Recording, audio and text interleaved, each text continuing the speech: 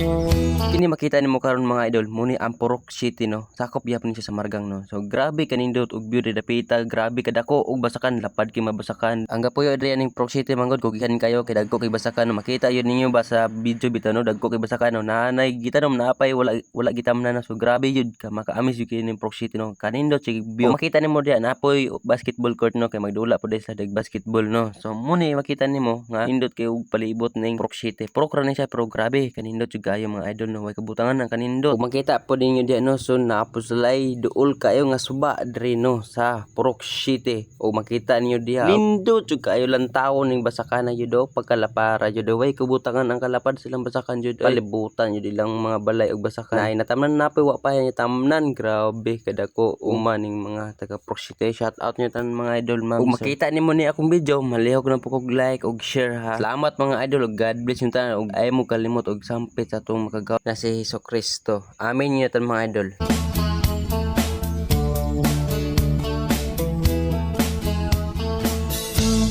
Stray, don't ever go away. I should be much too smart for this.